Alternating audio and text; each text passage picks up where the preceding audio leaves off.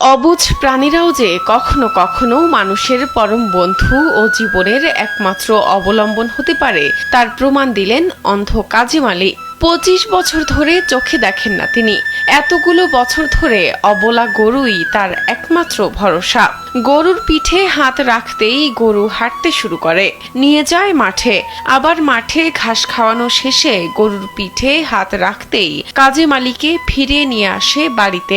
গরু যদি গেলে আমি বাড়ির থেকে দড়ি নিয়ে যাই, খুলে পিঠটা হাত দিয়ে যেটা জানো ও শাড়ি নিয়ে চলে যাই, মানুষ হলে বিরক্ত হবে। চোখে আলো না থাকলেও গরুটিকে নিজ হাতে খাওয়ান কাজী মালি। পুকুরে নামিয়ে গোসল করানো তিনি।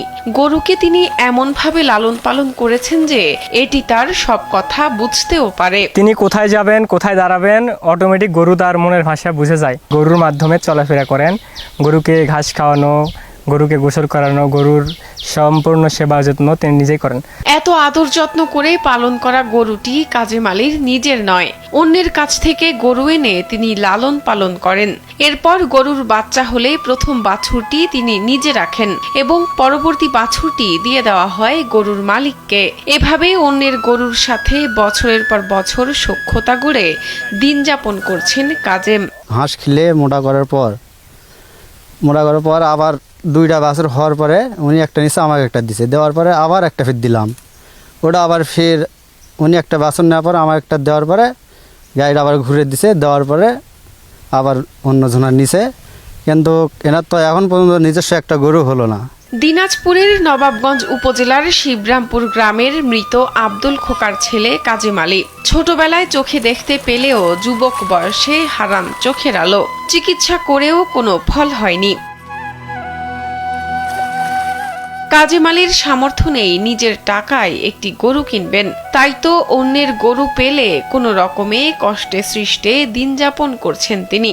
এলাকাবাসীর চাওয়া সামর্থ্যবান কোনো ব্যক্তি যদি কাজী মালিকে একটি গরু কিনে দিত, তাহলে তিনি আরেকটু সচ্ছলভাবে জীবন যাপন করতে পারতেন। একটা গরু পাওয়া মানে আমার দুটা চোখ দান করা একই সমান।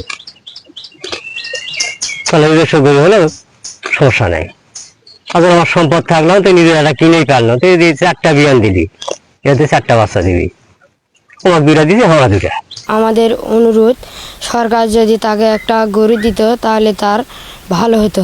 কাজী মালির ঘটনাটি শুনে নবাবগঞ্জ উপজেলা প্রাণী সম্পদ কর্মকর্তা ডাক্তার মোহাম্মদ আসাদুজ্জামান বলেন, প্রাণী মানুষের কত ঘনিষ্ঠ বন্ধু হতে পারে এটি তারই প্রমাণ। সাধারণত আমরা জানি যে কুকুরকে গাইড ডগ হিসেবে ব্যবহার করা হয়, কিন্তু আমাদের গ্রামীণ বাস্তবতায় গরুও তার কাছের প্রাণী হয়, এই ব্যতিক্রমী বন্ধন তৈরি হয়েছে। এটি প্রমাণ করে গবাদি পশু শুধু অর্থনৈতিকভাবে নয়, সামাজিক ও মানবিকভাবেও মানুষের পাশে থাকতে পারে।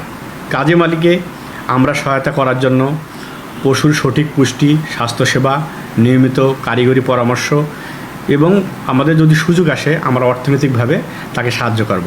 ইতোমধ্যেই অন্ধ কাজী মালিকে প্রতিবন্ধী ভাতার আওতায় আনা হয়েছে। সমাজসেবার অধীন অন্য যে সকল সুবিধা রয়েছে সেগুলো তাকে দেওয়া হবে বলে নিশ্চিত করেন উপজেলা সমাজসেবা কর্মকর্তা। সে গরুর মাধ্যমে চলাচল করে, এই বিষয়টি আমরা অবগত রয়েছি।